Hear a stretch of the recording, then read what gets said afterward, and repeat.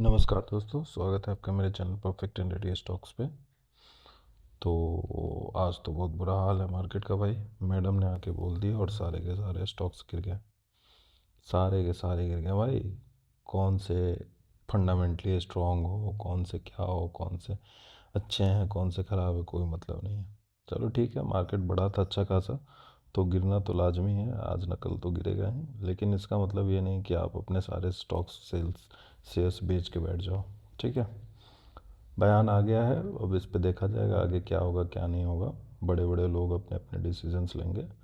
Correction आया market में, बहुत सारे सारे स्टॉक्स मतलब लगभग सारे ही गिर गए हैं। ठीक है, अच्छे अच्छे स्टॉक्स भी 8-8 9-9% के फॉल के साथ है अभी मार्केट में। ठीक है, तो चिंता करने की कोई बात नहीं है। एक बयान से गिरा है, अच्छे पोस्ट पे मैडम है, सेबी में है, सेबी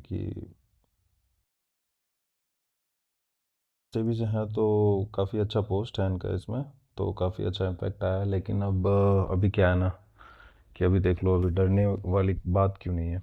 डरने वाली बात इसलिए नहीं है क्योंकि अभी गवर्नमेंट जा रही है आम चुनाव, लोकसभा चुनाव होने वाला है देश में। ठीक है, लोकसभा का चुनाव होने वाला है। तो अब भी तो चुनाव 6 महीने अभी लगभग है, आई थिंक 6 महीने या 3 महीने, जो भी अभी डेट्स आए नहीं है, तो डेट्स आ जाएंगे। चुनाव के समय इतना ज़्यादा कुछ गिरने वाला है नहीं। ठीक है, कुछ करेक्शंस आएगा। आज गिरा है, हो सके कल से ही कर उठना शुरू कर दे। ठीक है, तो आगे देखेंगे क्या होता है। ठीक है, लेकिन आप जिस स्टॉक में, अगर किसी अच्छे स्टॉक में, फंडामेंटली स्ट्रॉन्ग स्टॉक में इन्वेस्ट करके बैठे हो, तो वहाँ से भागने की कोई ज़रूरत नहीं है।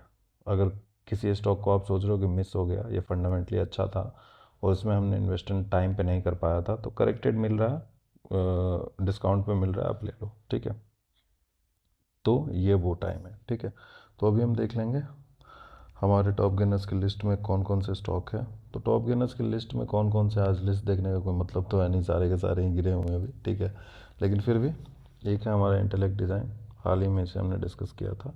ये इतनी बुरी स्थिति में भी ये खड़ा हुआ है अभी। ठीक है, तो इंटेलेक्ट डिज़ाइन अभी, ये भी एक चीज़ है ना कि ये ख़राब समय में, इतना ख़राब समय, मतलब मान लो अभी चल रहा है, ख़राब समय तो नहीं चल रहा है, मतलब एक स्टेटमेंट आया जहाँ के सारे स्टॉक जो अच्छे अच्छे फंडामेंटल वाले गिर रहे हैं, वहाँ पे अगर कोई स्टॉक हमें मिल रहा है जो कि स्ट्रेंथ दिखा रही है, मजबूती दिखा रही है, तो आप समझ सकते हो कि उसमें कितनी स्ट्रेंथ है।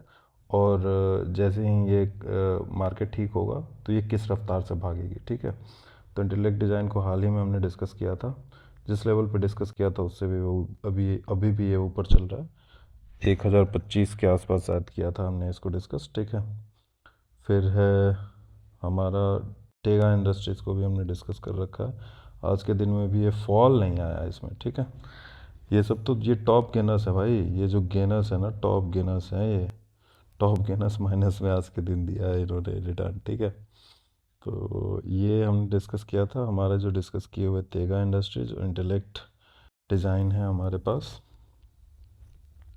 ब्रिगेड इंटरप्राइजेस को हमने डायरेक्ट अपने वीडियो में डिस्कस नहीं किया था, बट हमने बोला था कि एक वीडियो हमने किया था जिसमें कि PSU banks and reality sector के स्टॉक्स काफ़ी अच्छा परफॉर्म करेंगे इस साल, तो उसमें ये ब्रिगेड इंटरप्राइजेस है। ठीक है, और डूम्स इंडस्ट्रीज़, इसे भी हमने डिस्कस कर रखा है। तो हमारे पास है डूम्स इंडस्ट्रीज़, ब्रिगेड है 2, 3 और 4। ठीक है, तो इतनी बुरी स्थिति आज मार्केट की थी, उसमें भी टॉप 15 गेनर्स में से हमारे 4 स्टॉक्स, ऐसे 4 स्टॉक्स है जिसे हमने इस चैनल पे डिस्कस कर रखा है। ठीक है, तो इसीलिए मैं बोलता हूँ कि फंडामेंटली काफ़ी अच्छे स्टॉक्स यहाँ हम डिस्कस करते हैं, तो आप इस चैनल को सब्सक्राइब कर लें। ठीक है, तो चलते हैं। अभी इस समय में जो स्टॉक अच्छे परफॉर्म कर रहे हैं वो काफ़ी अच्छे स्ट्रेंथ के साथ अभी आने वाले हैं। तो इसमें से आज का जो मेरा स्टॉक है ना, आज का जो मेरा सिलेक्शन है वो है टिमकेन इंडिया। ठीक है, तो बियरिंग्स वगैरह बनाती है कंपनी, तो इसके बारे में देख लेते हैं। काफ़ी अच्छा इसने स्ट्रेंथ अभी शो किया है, और सेलेक्ट करने के इसके पीछे रीज़न क्या है ये देखते हैं हम। ठीक है, तो रीज़न ये है ना कि फंडामेंटल,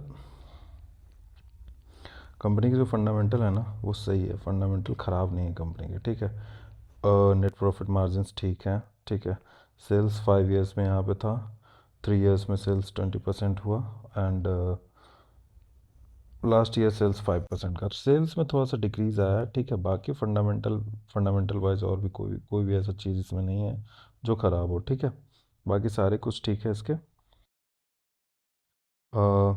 करेंट प्राइस देख लो, अभी 2574 का चल रहा है, 19,000 का मार्केट कैप है।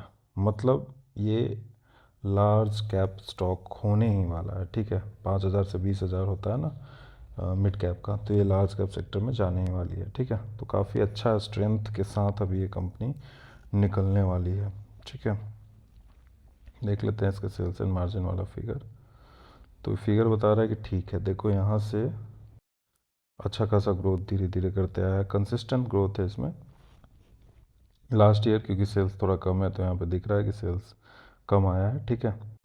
तो अभी अगर ये सेल्स इम्प्रूव करती है, जैसे बीच में भी इसके कहीं कहीं ड्रॉप्स डाउन्स है, तो डाउन्स अगर करेक्ट होकर अप्स में आ गया तो काफ़ी अच्छा रिटर्न देगी। तो ये है, अभी देखते हैं इसमें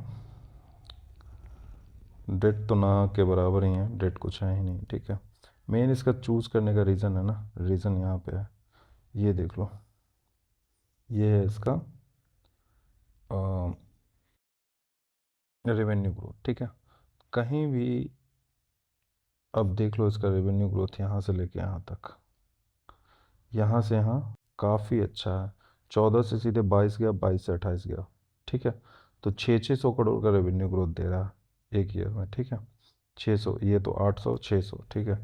इधर बीच में एक ड्रॉप आया था कोविड के टाइम में, ठीक है। तो बियरिंग स्विंग्स बनाती है, तो कोविड के टाइम में तो लॉकडाउन ही था, सारा कुछ बंद ही था, तो बियरिंग के सेल्स में भी थोड़ा ड्रॉप आया होगा, ठीक है। तो वो कोई बड़ी बात नहीं है, थोड़ा सा ड्रॉप था, उसके बाद आप देखो कितना बढ़िया मूव किया इसने, ठीक है। तो अभी जिस तरह से ये रेवेन्यू ग्रोथ दे रही है ना इस कंपनी को, जिस तरह का ग्रोथ दे रही है, प्राइस में उस तरह अभी नहीं दिख रहा है, ये सोचने वाली बात है। और प्राइस में इसका ग्रोथ आएगा ही, क्योंकि बाकी सारी चीज़ में कंपनी अच्छा कर रही है। तो चार्ट देख लेते हैं इसका, मंथली चार्ट है।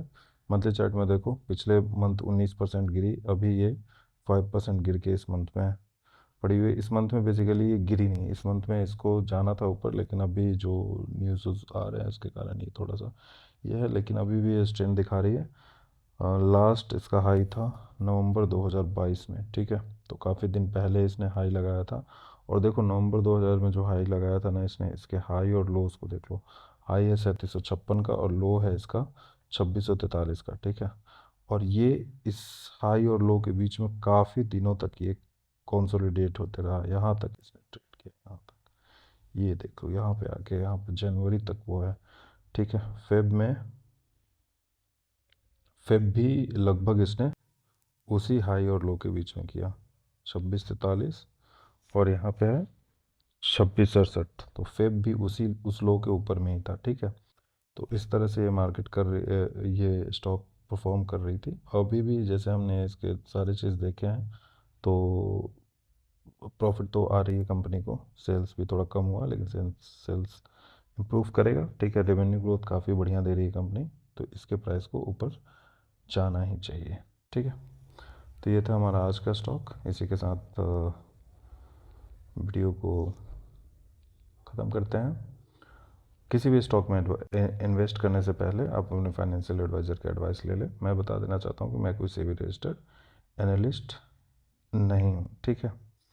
तो thank you very much. Video useful लगे तो चैनल को लाइक शेयर एंड सब्सक्राइब करें।